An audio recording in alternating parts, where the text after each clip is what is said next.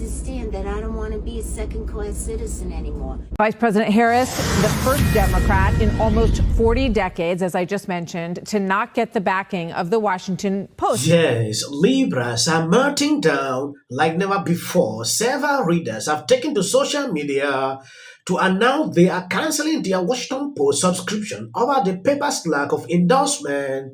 I don't know if you've seen this, extremely concerning. I've never seen this before.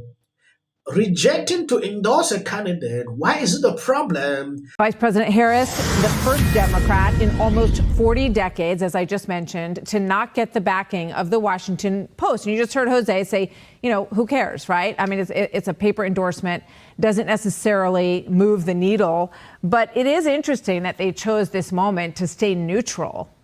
And they say, at least at this point, that they're going to stay neutral in races in the future. A lot of questions about Jeff Bezos, the owner of the paper, why they decided to do this. The publisher and CEO William Lewis wrote this, quote, "Our job as the newspaper of the capital city of the most important country in the world is to be independent.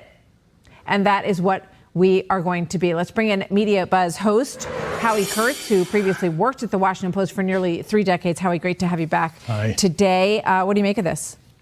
Look, this is a profile in non-courage. It's an absolute wimping out. Now, Jeff Bezos does have the right to do this, but at the same time, the other 364 days a year, the liberal Washington Post tells us what to think about everything, every issue under the sun. And all of a sudden comes down to the most important question. It's like, oh, we couldn't possibly give you our opinion now. And so I just think Jeff Bezos, by the way, does a lot of business with the federal government through his rocket company, through Amazon. And he may fear that Trump is going to win, and he doesn't want to exacerbate their already testy relationship. You know, do you want to know why we're in the position that we're in now and people are confused about this election and who to vote for?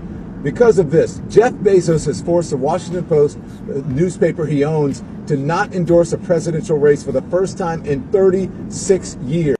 The paper had an endorsement of Kamala Harris already ready to go until the paper's owner nixed it. That's what the staffers are. Not long after that, the Washington Post editor-at-large resigned over the paper's non-endorsement. This is one day after the same thing happened at the Los Angeles Times.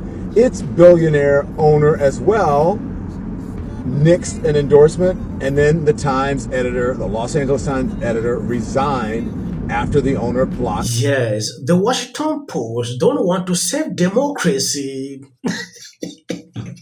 When I take a look at the meltdown, like crazy, the kind of endorsement that Democrats used to have, they are not getting it this time. I saw it with LA Times. Now the Washington Post, they are calling out Jeff Bezos like he is the one responsible, that they should not endorse it. Refusing to endorse someone should not be a problem. Yes, calling for a boycott for one reason.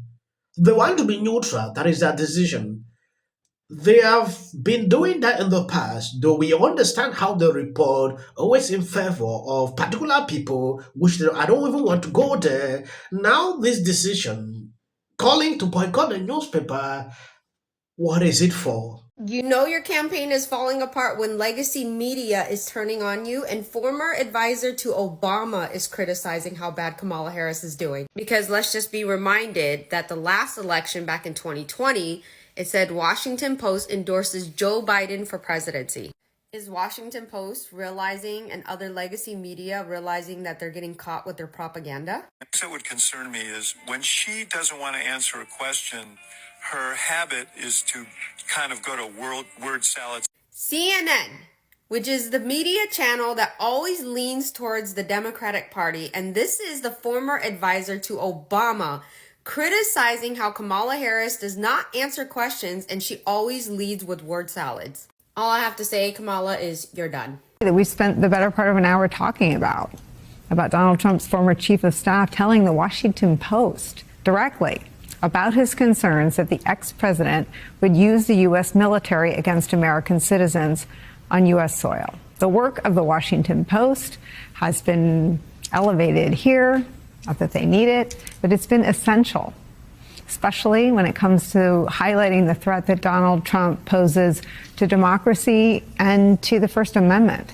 And the backdrop of all of that, The Washington Post editorial board made a stunning decision today that for the first time in 36 years, the Washington Post editorial board will not endorse a candidate for president.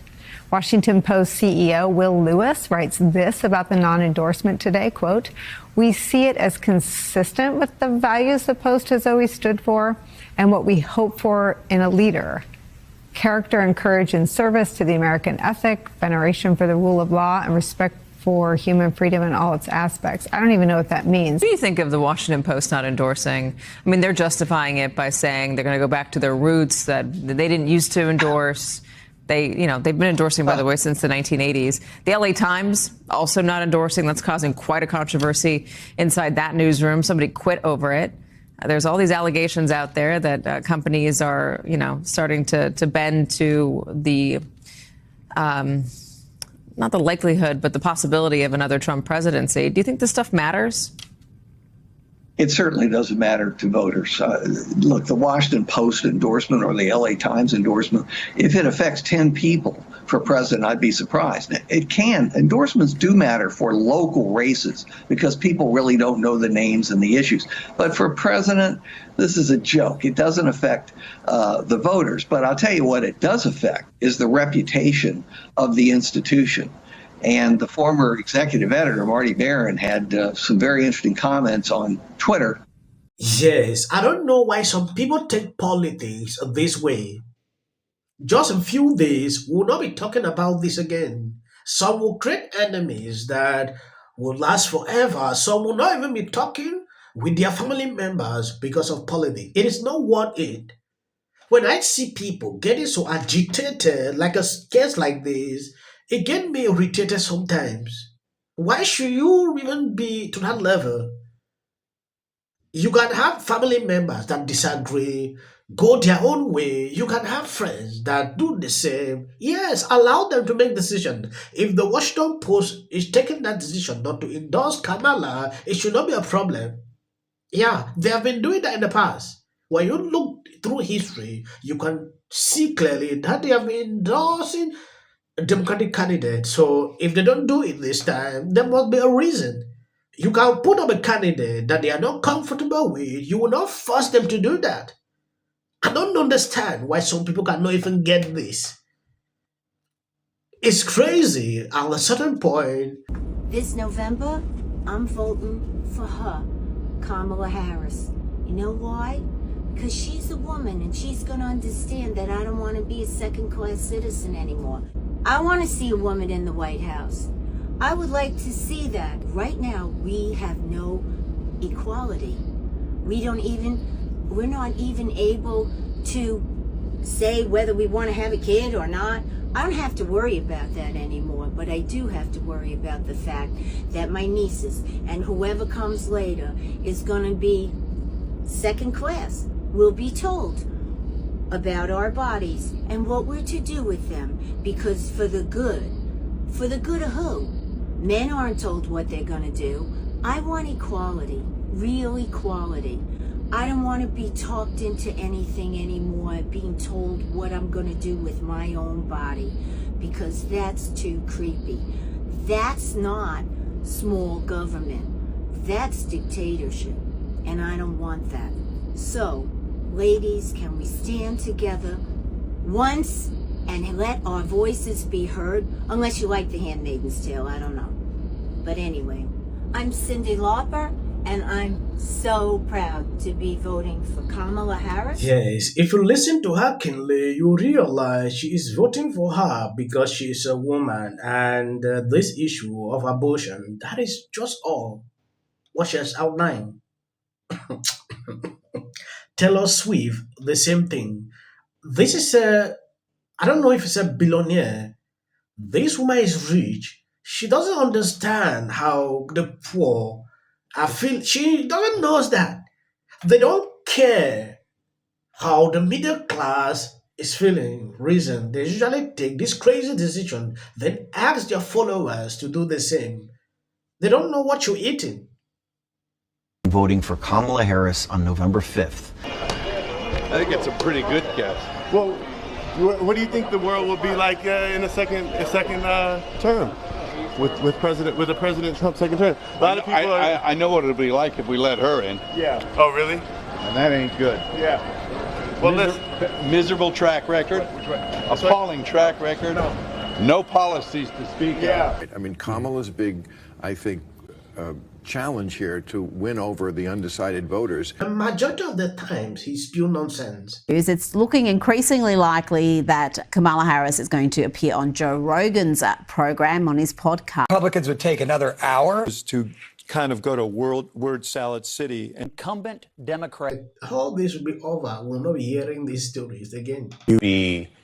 She's very close to Trump. Financial Republican. Before and make me go, whoa. You know, what you always say, you don't believe in polls. And what exactly, please? I want you to know. Drop under the comment section. Trump's running mate. Same reason you don't. Calling yourself.